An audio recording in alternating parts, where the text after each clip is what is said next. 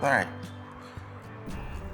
So for today, we're gonna work on him understanding leash pressure, getting some exercise, and him having to comply, right? So if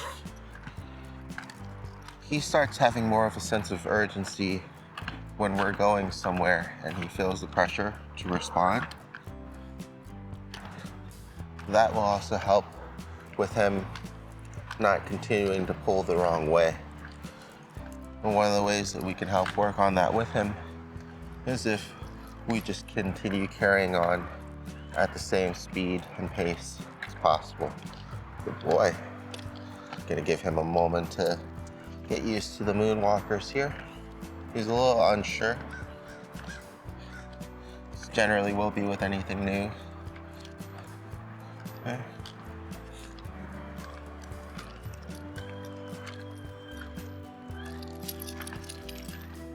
I've got him on the compression harness as well as a bungee leash.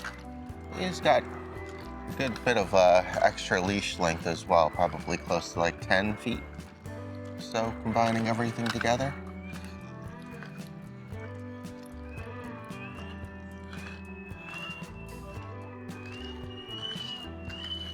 And the goal here, once we get him comfortable and used to these new things, is to get him to understand that when the leash pressure hits, he has less chance to kind of ignore it. Good boy. And he has to respond a little bit more urgently. You know, of course, try to help him out in the beginning here again with stopping when he needs to go to the bathroom or anything like that. But for the most part, we're gonna just be trying to carry on our way. So he will still have some time and some leeway to stop and smell things, but he won't have as much as, like, say, on a freedom walk. Bless you.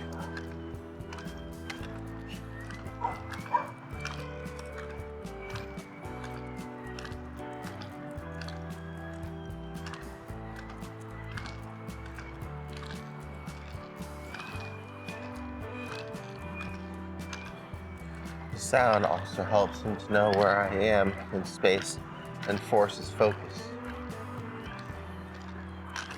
It's because he's a little wary and unsure, but it'll be another way of letting him know things too. So here, right, I'm just gonna continue on at my same pace. He feels the pressure, he has to catch up. Good boy. I'm not as worried about frontal pressure here and turning. Okay. I'm not gonna make U-turns. If he starts pulling too hard one way, then I'll go ahead and swap and go the opposite way. But I'm just gonna try to concentrate on keeping my own pace. So right there, right?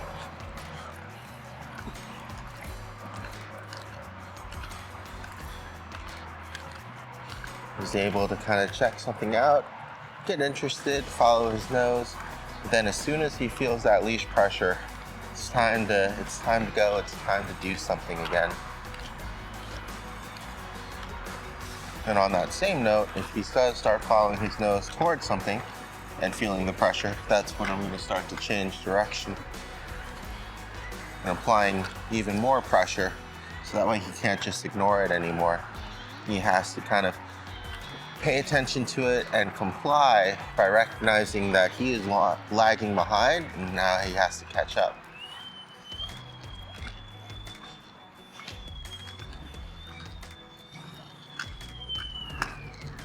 See if he needs a pee. Good boy. So I'm not just ignoring him and moving on, right? I'm still paying close attention to what he's doing. But then I'm recognizing when he's ignoring me or the leash pressure just for some smells, and then I'm just carrying on or changing direction.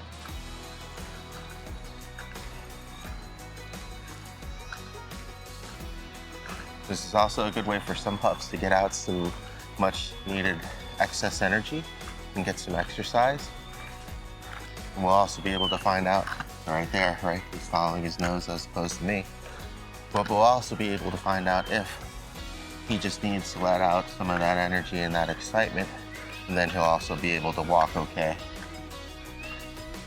The goal of this extended session here is to see if that's possible, if he'll just start walking nicely because he tires himself out from pulling and the excitement, right? Getting some exercise in.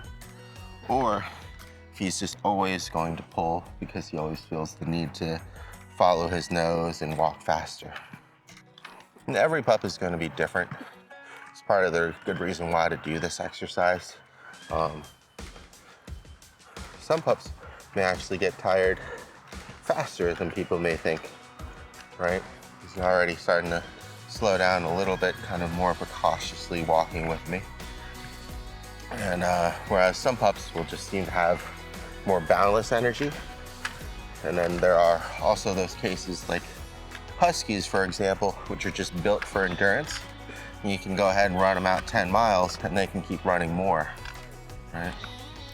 And it's good to know what kind of pup yours is, so that way you might know if you might be able to just get out some extra energy and let them run around a little bit, and then they'll be better on a walk. Or if you're gonna actually need to correct the pulling behavior when it happens, because they're just not going to stop, right? They have to have some sort of consequence. Or some positive influence, right? Having them focus on you during the entire walk for treats or rewards. Most of the time, it's going to be finding a good balance between all those things. Okay? Positive reinforcement, negative pressure. So here he's turning around, right? So I'm going to go ahead and continue on. Boy. I do have treats on me as well. And when I'm not carrying the camera on the next trip, we'll concentrate more on when he does redirect, slowing down, giving him that appreciation, building that bond together, and kind of giving him treats and rewards. But for this one, I really want to concentrate on urgency when he feels that leash pressure, and more towards the negative side of like, oh, here's the pressure, it's getting worse, I can't ignore it, and then relieving that pressure for him as soon as he recognizes and does the right thing. Okay. So here, he's starting to walk faster to get into things that he's interested in and following his nose. But for me, because now I can walk fast too, that's not really a problem. So now he's got the problem because he wanted to get stuck on that with his nose, but I was going, right? So now we're kind of working with him to show him that he needs to follow us with what we're doing.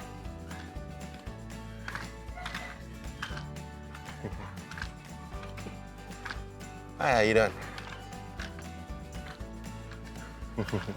Hi, how you doing? Good? Good boy. Come on, let's get out of the road. We'll wait for them to go potty. Good boy. So he's just interested in the pup there. And we might just let him walk out. Just want to see if he'll pull towards him or if we can just pull away. All right. Good boy. Good job. Good boy. Right? So giving him the opportunity to do the right thing before immediately trying to break his attention and call him back to us and correct him for not focusing, right? There's really no point in correcting him for not refocusing because he's not doing anything, right? He's listening well, he's paying attention to our area and space, he's not pulling towards it. Then when we're ready to go, oh, here we go, a little bit, okay? Yes, good boy. Okay. Now when we're ready to go again, because they're on his side, go ahead and start picking back up again. Hi, how you doing? Good boy. Okay, so he's gonna be following the scent of the pup, and we're gonna just keep going. Right, so he can follow his nose, see if he actually needs to go to the bathroom too. Wait for this car to go by.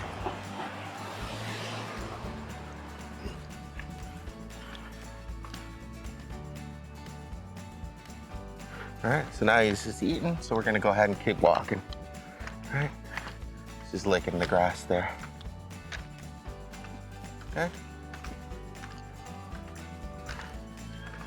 All right.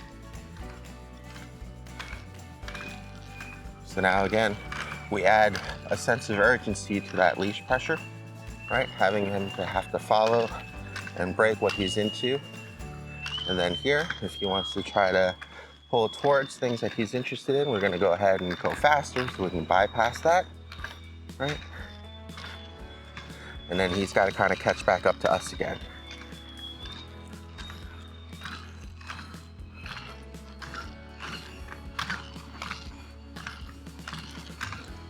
Right? So he's focused on that. Got the leash pressure going. Gonna cut wide here, so that way he has to go around the poles the right way with me, right?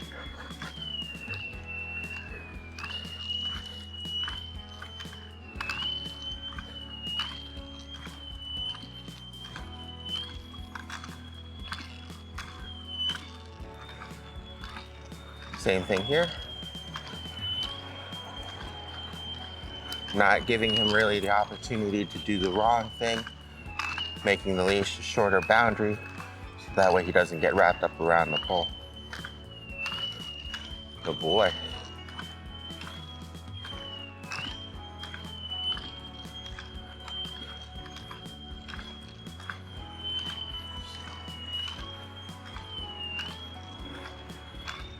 So now I'm gonna go ahead and remove some of those smells from him by taking them away from the grass and continuing back on in the circle and then going back the other way. And you can see here, without that ground distraction, it's a lot easier to get him to refocus and follow the lead, right? A lot less leash pressure, because now we're not contending against, good boy, the smells anymore, right? Good boy. So without that dragging his attention, it's easier for us to maintain more of that attention.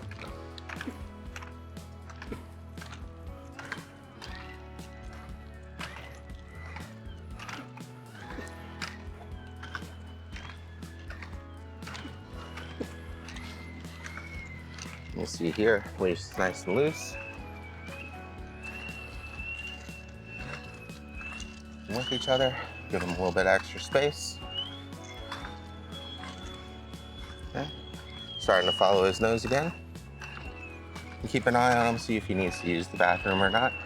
Try to keep the leash nice and loose.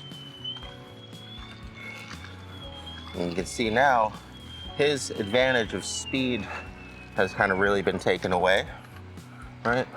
And with that, most of the reason for him pulling.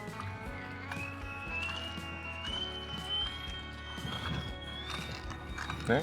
Now he's interested, he caught scent. Not able to, because right, I'm moving forward. He's going the wrong way. He feels that leash pressure, he has to catch up. Same thing here with the mushroom. Okay.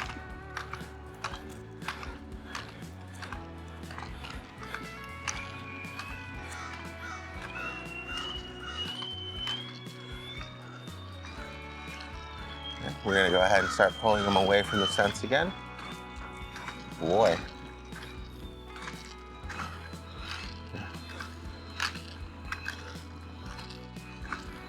The bungee leash helps because it gives a little bit of cushion. It's not actually like tight yet, even though it looks like the line is taut. We do have a little bit of cushion there to help him out. Increases the tension kind of as we get along, but at the same time, thanks. But at the same time, if he does hit the end of the line, he still hits the end of the line. And in which case, that bungee actually helps us to pull him back into us too.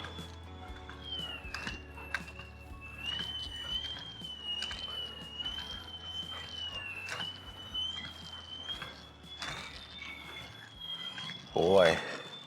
All right, so we're still nice and loose. He's interested in the gentleman, but I'll keep on walking because he's on the phone. Good boy, yes. All right, got some cars coming up. I'm gonna go ahead and move to the side here. Now he's back on the grass. And we're still gonna keep a nice consistent pace.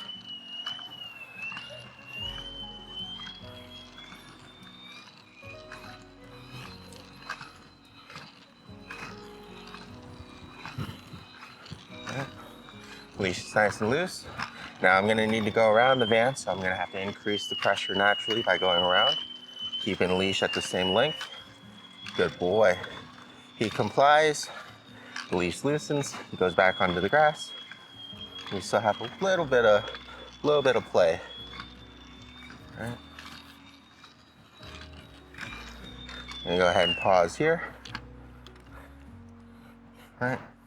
Paying close attention to him, anticipating his needs as well. Good boy. And now, go ahead and go up this hill on the sidewalk.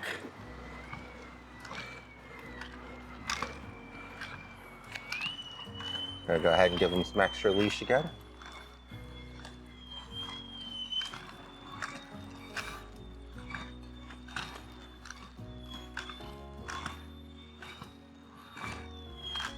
So sometimes he's taking the extra, sometimes he's actually kind of just keeping distance.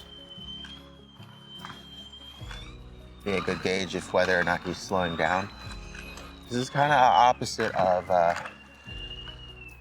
having him pull on something consistently like a sled dog, because I'm trying to actually keep speed with him / past him for the most part. So it's more like a realistic walk, right? I'm not just dragging him along the whole time. And he's also not dragging me along the whole time. Good boy. Okay. So now I'm gonna slow down to see if he's actually gonna be slower now too. You can see he's definitely at a much softer pace, right? Still a little bit quick, right?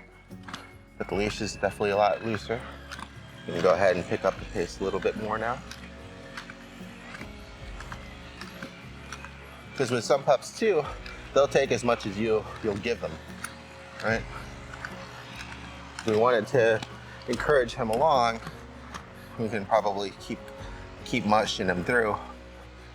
But I also don't want to over exhaust him, right? The goal here is to see, what his threshold's at, not mine.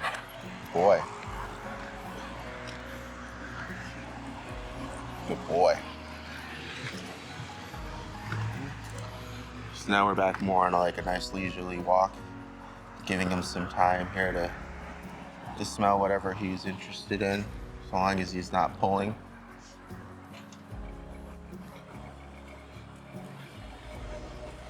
Just because we're practicing urgency and leash pressure doesn't mean that we have to do that the entire time. You want to take into consideration how your pup is doing with exercises and make adjustments accordingly.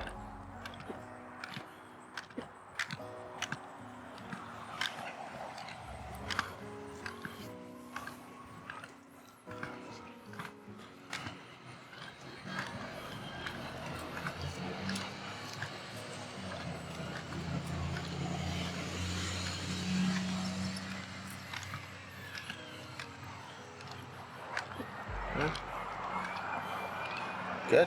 So now he's starting to pick up the speed again, but you can see when that pressure hits, he does start to slow down a lot sooner.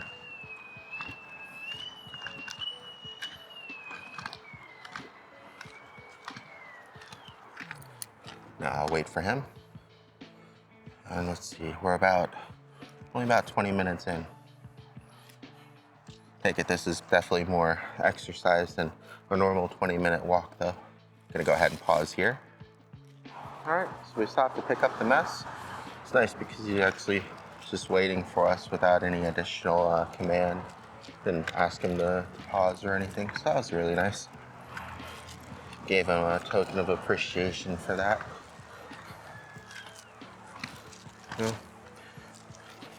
And it just kind of makes that natural progression with the treats. He's not too treat motivated. He really likes the high value items, which is good, but it's not something that you want to lure with all the time. And it's good to kind of wean him off the treats. In the beginning, it can be really helpful to help reestablish like what we want and what we don't want from him, make him really feel rewarded after each one. But the goal is to eventually make it so it's like the treats become like a medal, right? More than anything else, like recognition for exceptional duties or actions, as opposed to just common everyday things that he should be doing. And every pup is going to reach that point at a different stage. But it's a good goal to have. And even with my older ladies, I still bring treats with me and I still reward them for listening. And I don't have to lure them. I don't have to give them treats every single time they do something good. And now it's more expected on both of our parts. And it's not as difficult for them to do the right thing anymore. Right? It's a little bit more natural. It's a little bit easier.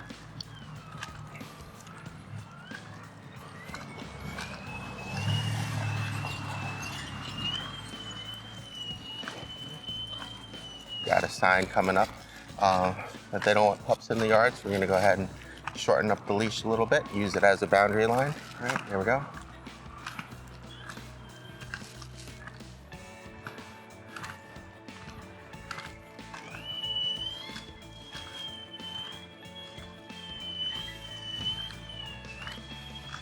It is pretty windy out right now. Trying to get as much done outside as possible before hopefully the rain moves in later today or tomorrow. Tomorrow it seems like it's coming for sure. Today it just looks like it's posturing and gray. But we always want to try to get in as much as possible. Luckily, at least with him, we still have things that we can work on indoors. But especially for his walking behaviors, I want to try to get that as much time in outside as possible. Inside, it's almost too easy for him to follow. It's a good practice though for when it is raining outside or you have some bad weather, just doing some lure healing, some start and stops, things like that.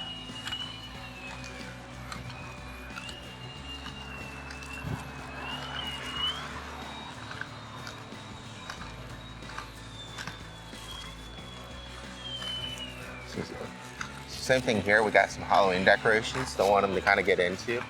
So we're gonna pull him off to the side, good boy. Once again, he starts to go in, he gets that pressure, stops going in, we release that pressure. Okay? We still wanna try to work with as much momentary pressure as possible.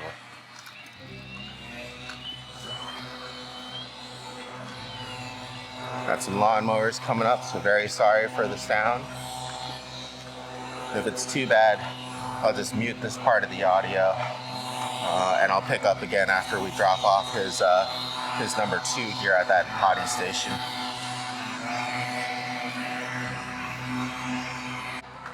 All right, it was just easier to stop recording because of all that noise there.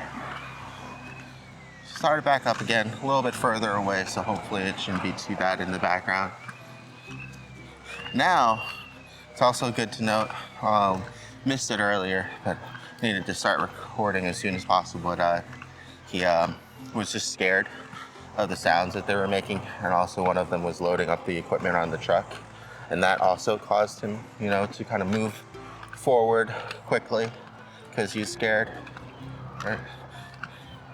If it wasn't so loud back there, maybe when the machines are off, it would have been a good opportunity, kind of like back at Target, to get him used to the equipment and the sounds that they make. But for now, we'll just continue working with the leash pressure.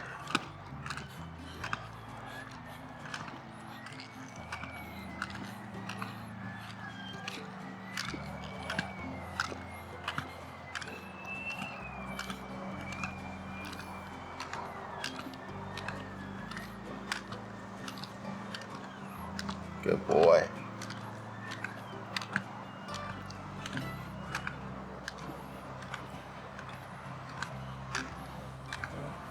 So because I want some more quiet road and space, I'm gonna go ahead and go this way. We're gonna go down and around. So this side also doesn't have any sidewalk. Wait, bud. Good boy. Always good to be careful around cars coming. Be aware of your surroundings. Good boy. All right. We have a little bit of a longer lead. So just recognizing that it's not nearly as bad as when you're having like a 30-foot leash. Probably not the best idea to walk around in a busy neighborhood or downtown or things like that. At least with like a freedom leash, you could also just lock it at a shorter length, or you can tie off your 30-foot to maybe like a 6 or 10-foot leash.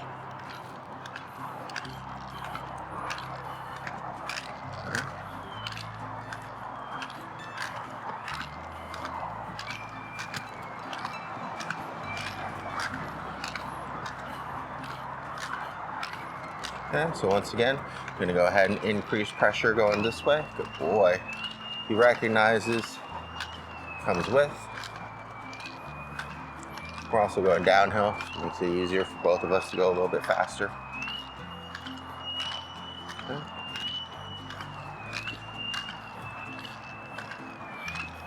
Starts adding too much tension on the line, I'm gonna go ahead and brake left. Good boy.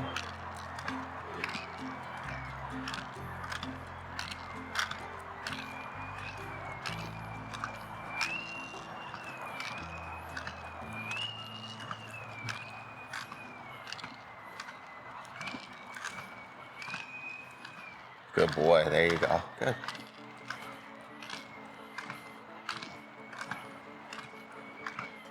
Just practicing slowing down the pace going downhill. Yes, good boy. Yes, good boy. So just a little bit additional feedback and tug when he hits that end of the line. There we go.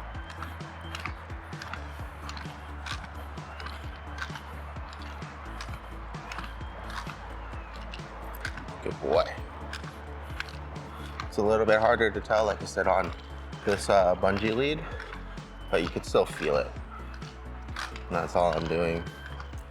Just adding a little bit more impact at the end.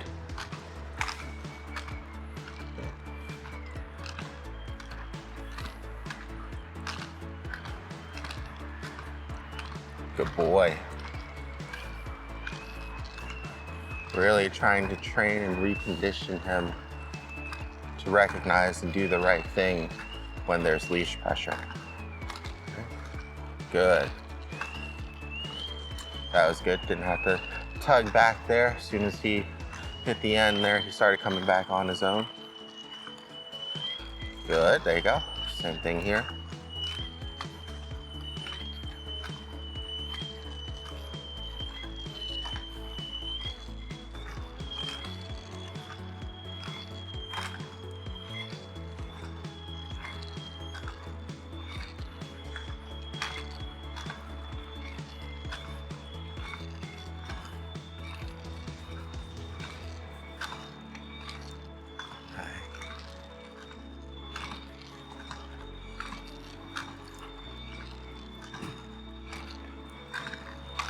Good boy. There you go. Good.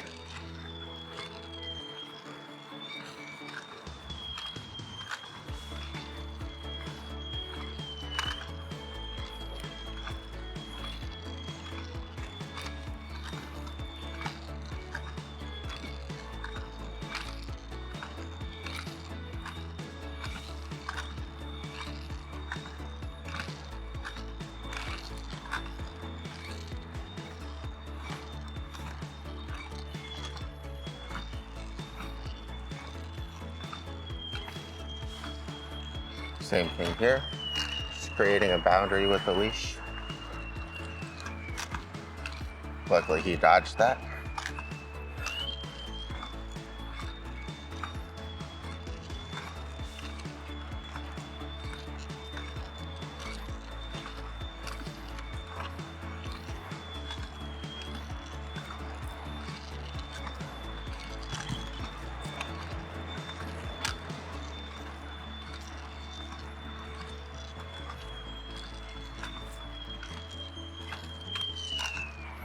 Good boy. Good job, big guy. Okay. Giving him a moment here to have a little bit of a break.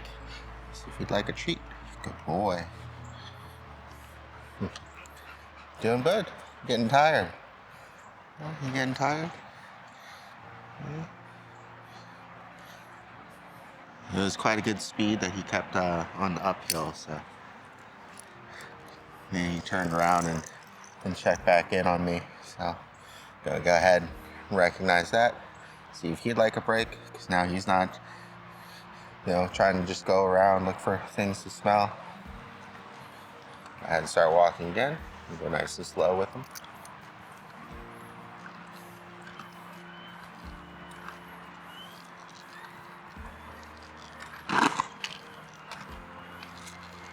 Rocks.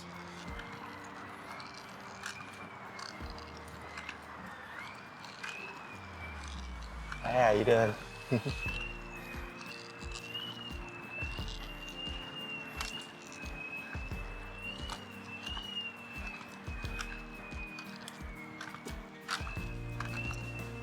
Good. So I'm just keeping pace with him.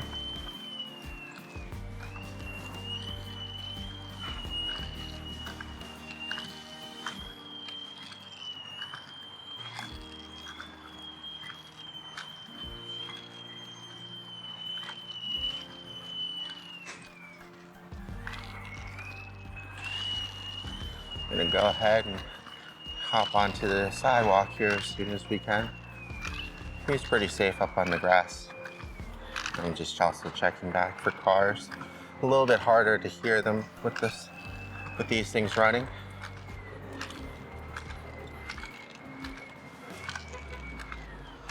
Good. This is really good, especially considering now we're actually going downhill. There we go. So starting to follow his nose a little bit. Good boy, not too bad.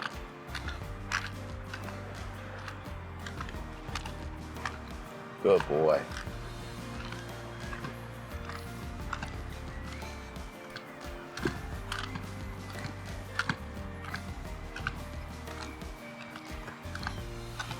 Gonna pause here, that car is running. I don't think the driver's in it, so we're good. Good boy. Just doing some lawn mowing here on the way.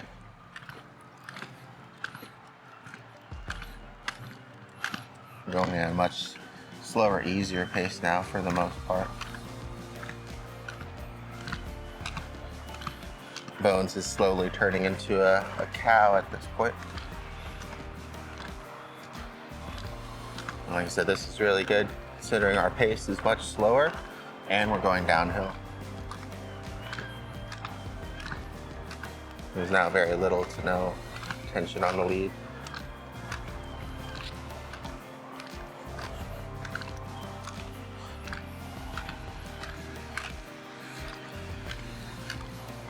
And sometimes this is a good exercise for the handlers as well, right?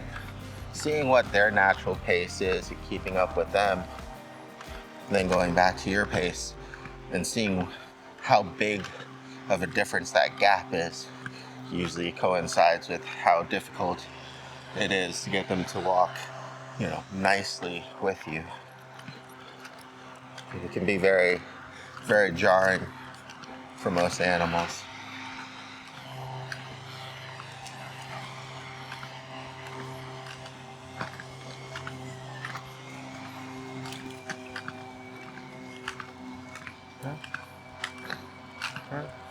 So he's starting to pick up speed again, so I'm just gonna start going with him.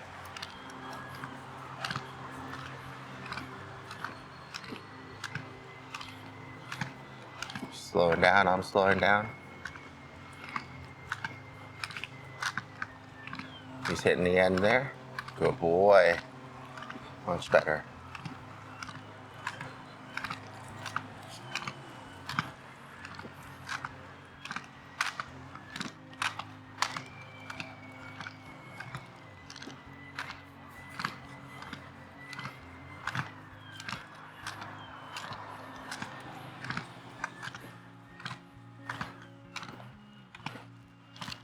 You can also tell with Bones when you start reaching the end of his walk is when he starts marking a lot less frequently.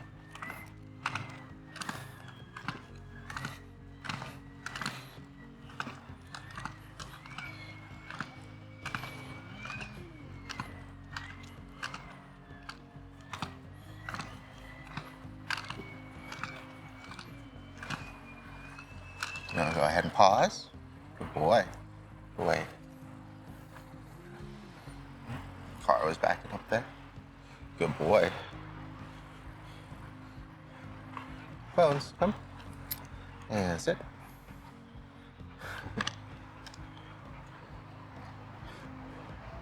You're too tired, bud. Come here. Good boy.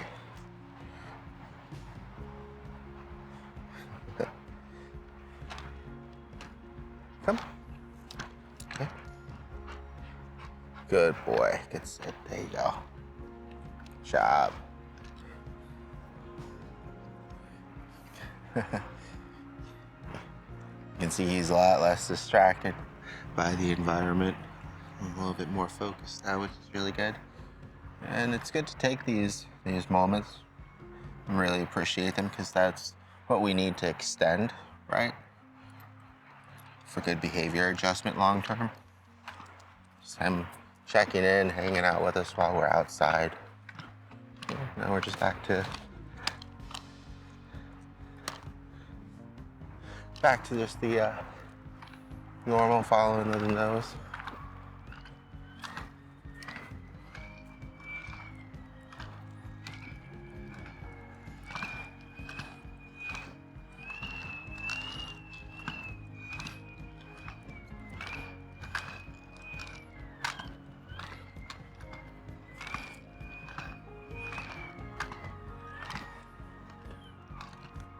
Starting to really pass a lot of things that he would normally mark.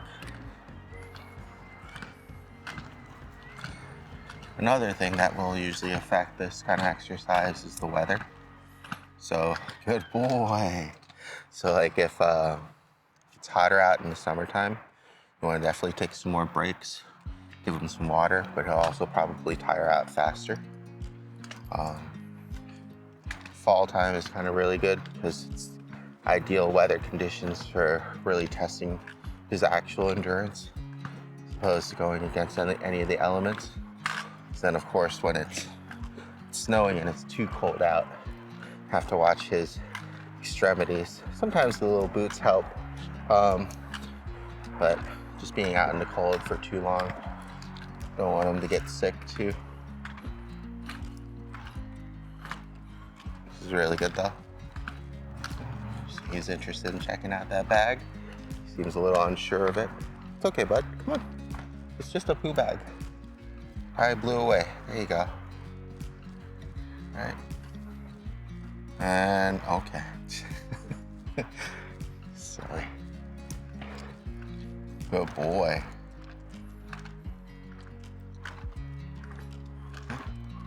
Starting to pick up the pace a little bit, following his nose.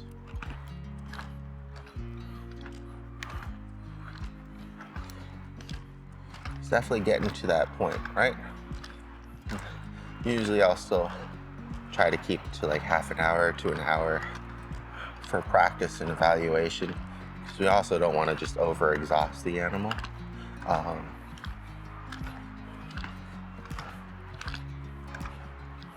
But like I said, every pup is going to be different. There's some dogs that love going on long bike rides with their owners and hikes and things like that.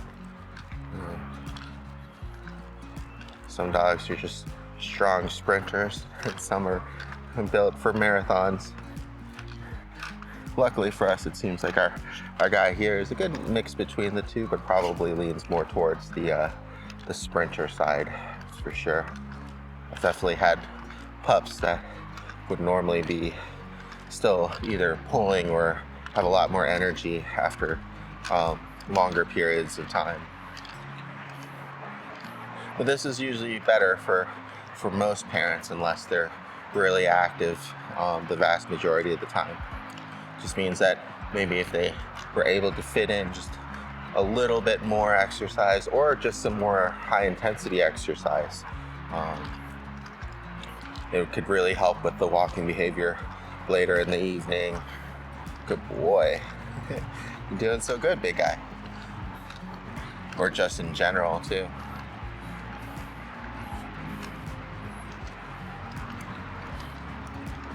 Oh, good job.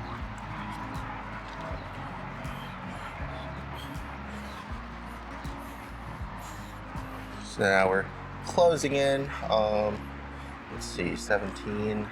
Forgot when we had to pause the recording for his bathroom break there, but it probably feels close to getting close to an hour. And now you can kind of see the difference. Just kind of getting out excess energy can be. And as I said, it's still good to combine just that exercise with a training exercise like leash pressure.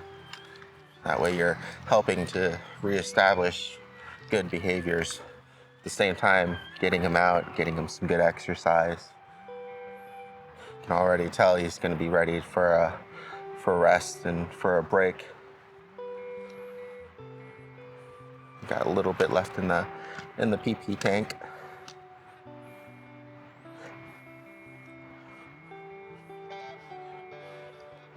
So let's see here how much battery I have left.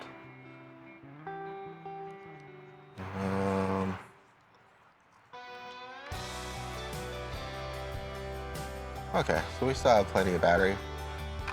So what I'm gonna do now, instead of stopping the recording and taking a break in, I'm gonna go ahead and push just a little bit more, just so we can see how good his walking behaviors are. So I probably won't go past another block. I'm definitely not gonna do another round. Good boy.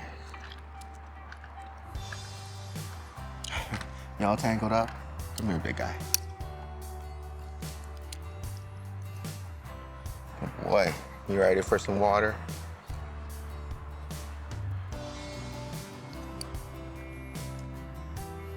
Good boy.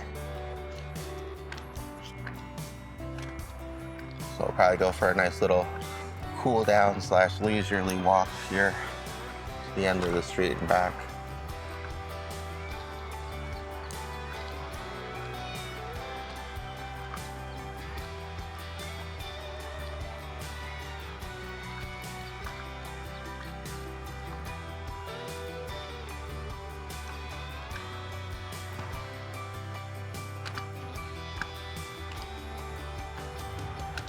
Good boy.